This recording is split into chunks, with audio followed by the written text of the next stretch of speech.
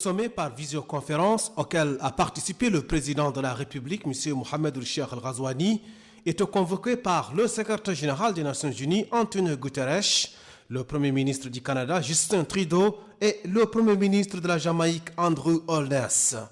Il a permis de regrouper plusieurs dirigeants mondiaux et les organisations internationales. Objectif, affiner et accélérer la réponse mondiale aux répercussions importantes du Covid-19 sur l'économie et les personnes et proposer des solutions concrètes aux besoins urgents en matière de développement. À cette occasion, le président de la République a prononcé un important discours dans lequel il a mis en évidence l'impact négatif de cette pandémie sur les économies africaines, marquées par une faible diversification, une forte informalité, une prévalence aiguë de la pauvreté et un endettement à la limite du soutenable. Il a rappelé qu'en dépit des efforts entrepris par la Mauritanie dès le mois de mars pour limiter la circulation du virus, la pandémie est toujours là et que le moindre relâchement peut entraîner une résurgence de la maladie. M. Mohamed El-Cheikh Al-Ghazouani a souligné que cette crise inédite aura servi au moins à nous interpeller de manière certes poignante, mais opportune sur notre devenir commun. Cela exige des pays une refonte tant de leur modèle de développement que du système de coopération internationale. Pour rappel, le G20 a accepté en avril dernier de suspendre le service de la dette publique bilatérale de 76 pays en développement afin de les aider à augmenter leur liquidité et à faire face aux effets de la pandémie du coronavirus. Et à cette occasion, le président de la République a prononcé une importante allocution dans laquelle il a mis en évidence l'impact négatif de cette pandémie sur les économies africaines, marquées par une faible diversification, une forte informalité, une prévalence aiguë de la pauvreté et un endettement à la limite du soutenable. Écoutons dans son intégralité l'intervention du président de la République, M. Mohamed El-Cheikh Al-Ghazouani.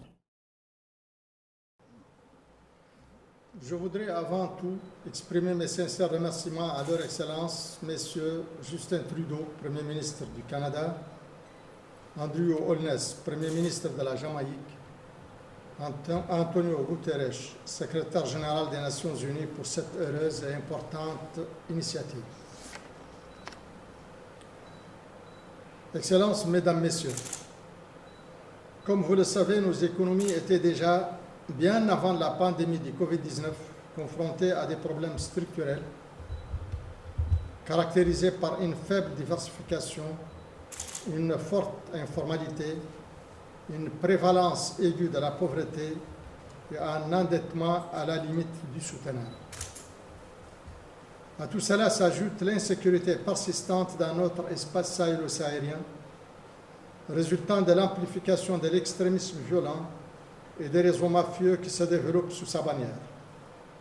L'ensemble trouvant un terreau favorable dans les conflits au Moyen-Orient et en Libye.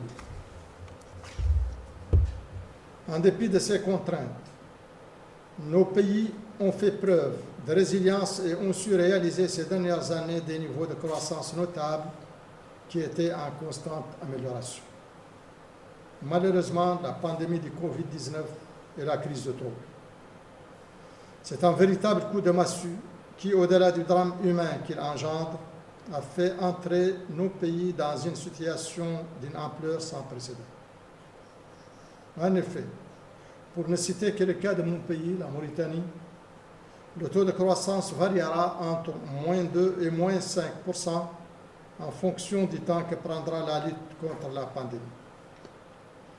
Cette situation s'est déjà traduite par des pertes nettes de plus de 20% des recettes fiscales au moment où les dépenses ont augmenté de plus de 12% pour financer les mesures sanitaires liées à la pandémie du Covid-19 et soutenir les ménages les plus pauvres, portant ainsi le déficit budgétaire à 50% du PIB.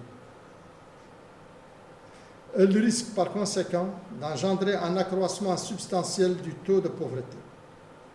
Certes, les appuis de nos partenaires et le moratoire sur la dette sont à saluer, mais ces mesures restent bien en deçà des défis à relever et de nos attentes.